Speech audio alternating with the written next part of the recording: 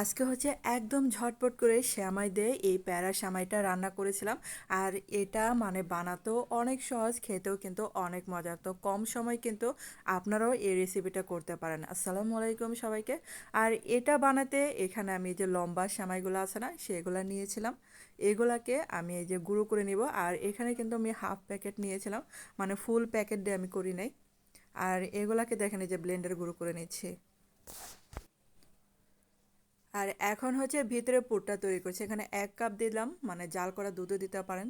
আর এখানে half cup দিলাম গুঁড়া দুধ। আর এটা দিয়ে ভিতরে ক্রিমটা তৈরি করব। আর এটা কিন্তু অনবরত নাড়তে হবে, নাড়তে নাড়তে দেখবেন যে একদমই মানে শুকিয়ে যাবে। আর এখানে ১ চা চামচের মতো কনডেন্স মিল্ক দিয়ে দিলাম। আর এই যে দেখেন আস্তে আস্তে জাল করতে করতে একদমই কিন্তু দুধটা শুকিয়ে গিয়েছে। আর এটা থেকে কিন্তু ক্রিমটা তৈরি হবে। আর শ্যামাইয়ের এই ক্রিমটা কিন্তু অনেক মজার, তো এভাবে কিন্তু আপনারা বানাতে পারেন। আর এখন হচ্ছে শ্যামাইটা তৈরি করব। আর এখানে যে ১ চা চামচের মতো হবে আর কি ঘি দিলাম। তারপর হচ্ছে ব্লেন্ডারে গুঁড়ো করে শ্যামাইটা দিয়ে দিচ্ছি। এটাকে হালকা ভেজে নেব এই ঘিয়ের মধ্যে।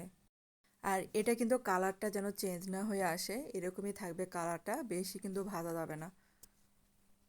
তারপর এখানে দেখেন এই যে আমি কিছুটা চিনি দিয়ে দিলাম। আর সামান্য একটু লবণ দিয়েছিলাম।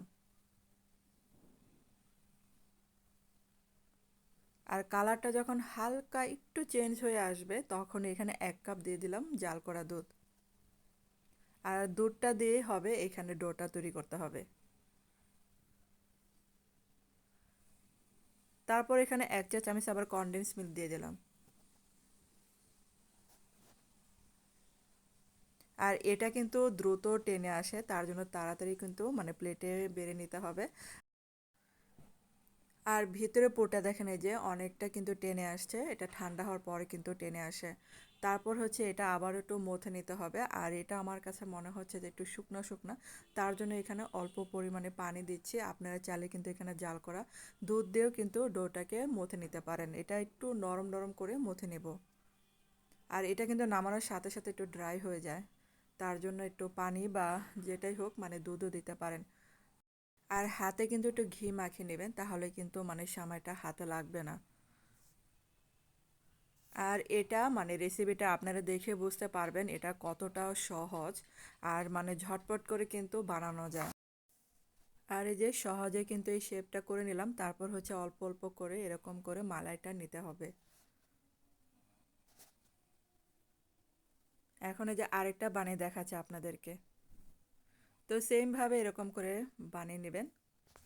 আর আমি চেষ্টা করি আপনাদের কাছে সহজ রেসিপিটা শেয়ার করার জন্য।